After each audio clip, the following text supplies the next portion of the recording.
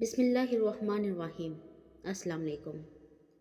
امید ہے کہ آپ سب خیر خیریت سے ہوں گے۔ اللہ پاک ہم سب کا حامی و ناصر ہو، آمین۔ حضرت ابو بکر صدیق رضی اللہ عنہ رسول اللہ صلی اللہ علیہ وسلم کے اولین جانشین اور خلیفہ اول کو تاریخ میں ابو بکر صدیق کے نام سے یاد کیا جاتا ہے۔ ابو بکر ان کی کنیت تھی جبکہ صدیق لقب تھا۔ اصل نام عبداللہ تھا۔ اسلام سے قبل ان کا نام عبدالقعبہ تھا۔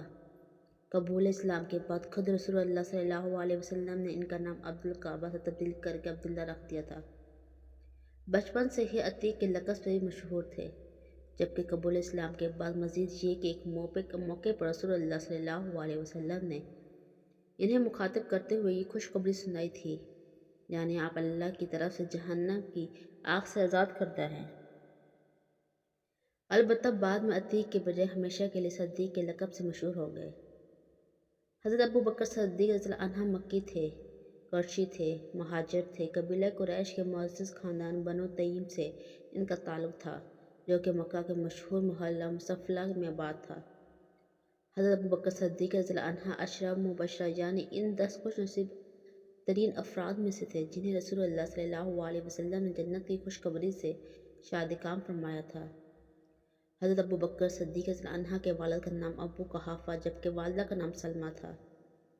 یہ دونوں باہم چچا زاد تھے، لہٰذا والد اور والدہ دونوں ہی کی طرف سے آپ رضی اللہ عنہ کا سلسلہ نسب 7ویں پشت مرہ بن کعبہ پر رسول اللہ صلی اللہ علیہ وسلم کے سلسلہ نسب سے جا ملتا ہے۔ حضرت ابو بکر صدیق رضی اللہ عنہ کو رسول اللہ صلی اللہ علیہ وسلم کے انتہائی مقرب اور خاص ترین ساتھی ہونے کے علاوہ مزید یہ شرف بھی حاصل تھا کہ آپ رضی اللہ عنہ رسول اللہ صلی اللہ علیہ وسلم کے سسر بھی تھے۔ ام المومنین حضرت عائشہ صدیقہ رضی اللہ عنہا آپ رضی اللہ عنہ کی صاحبزادی تھی۔ حضرت ابو بکر صدیق رضی اللہ عنہ کو یہ خاص شرف اور اعزاز بھی حاصل تھا کہ ان کے خاندان میں مسلسل 4 نسلوں کو رسول اللہ صلی اللہ علیہ وسلم کی صحبت و مائیت کا شرف نصیب ہوا۔ چنانچہ ان کے والدین بھی صحابی تھے، یہ خود بھی صحابی تھے۔ ان کے صاحبزادے عبداللہ اور عبد الرحمن، نئے صاحبزادی عائشہ اور اسما، اور پھر نواسے عبداللہ بن زبیر رضی اللہ عنہ اجمعین سبھی رسول اللہ صلی اللہ علیہ وسلم کے صحابی تھے۔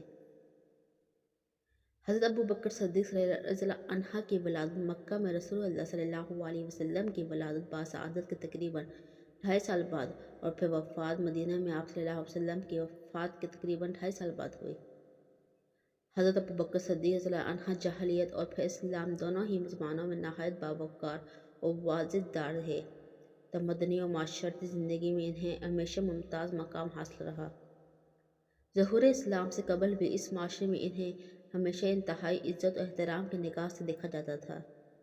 سب اہل مکہ اپنے اختلافات اور خاندانی جھگڑوں میں انہیں اپنا ثالث مقرر کرتے اور پھر ان کے ہر فیصلے کو بلا چون چرا تسلیم کر لیا کرتے تھے۔ رسول اللہ صلی اللہ علیہ وسلم کو جب اللہ سبحانہ تعالیٰ کی طرف سے نبوت عطا کی گئی اور آپ صلی اللہ علیہ وسلم نے اعلان نبوت فرمایا، تب آپ صلی اللہ علیہ وسلم کی اہلیہ محترمہ ام المومنین حضرت خدیجہ رضی اللہ عنہا دیگر افراد خانہ کے بعد سب سے پہلے حضرت ابو بکر صدیق رضی اللہ عنہ نے دین اسلام قبول کیا۔ آپ صلی اللہ علیہ وسلم کی مکمل تصدیق کی اور اس موقع پر کوئی تعلیل یا معجزہ نہیں مانگا۔ حضرت ابو بکر صدیق رضی اللہ عنہ کا ظہور اسلام سے قبل ہی رسول اللہ صلی اللہ علیہ وسلم کے ساتھ بہت گہرا تعلق تھا۔ دونوں میں بہت قربتیں تھیں، وہ ایک دوسرے کے گھر آمد و رفت کا سلسلہ رہتا تھا۔ حضرت ابو بکر صدیق رضی اللہ عنہ کی ذاتی ملکیت میں قبول اسلام کے وقت نقد 40,000 درہم تھے۔ قبول اسلام کے بعد انہوں نے اپنی یہ کل پونجی رسول اللہ صلی اللہ علیہ وسلم کی خدمت اور دین اسلام کے نشر و اشاعت میں صرف کر دی۔ دین اسلام کے ابتدائی دور میں متعدد ایسے افراد جو کہ غلامی کی زنجیروں میں جکڑے ہوئے تھے اور دین اسلام کے قبول کر لینے کی وجہ سے اپنے مشرک آقاؤں کے ہاتھوں بدترین عذاب اور سختیاں جھیلنے پر مجبور تھے، انہیں حضرت ابو بکر صدیق رضی اللہ عنہ نے اپنی جیب خاص سے نقد رقم ادا کر کے ان کے مشرک آقاؤں سے خرید لیا، پھر اللہ کی خوشامدی کی خاطر انہیں آزاد کر دیا۔ قرآن کریم کی درج ذیل آیات میں اسی بات کی طرف اشارہ کیا گیا ہے۔ ترجمہ: اور ایسا شخص جس اس جہنم سے دور رکھا جائے گا جو بڑا پرہیزگار ہوگا، جو پاکی حاصل کرنے کے لیے اپنا مال دیتا ہے۔ کسی کا اس پر کوئی احسان نہیں کہ جس کا بدلہ دیا جا رہا ہو، بلکہ صرف اپنے پروردگار بزرگ و بلند کی رضا چاہنے کے لیے یقیناً وہ اللہ کے عنقریب راضی ہو جائے گا۔ مفسرین کے بقول اس آیت کا مفہوم اگرچہ عام ہے، یعنی جو کوئی بھی محض اللہ کی رضامندی اور خوشبندی کی خاطر اپنے مال خرچ کرے گا، وہ جہنم کی آگ سے محفوظ رہے گا۔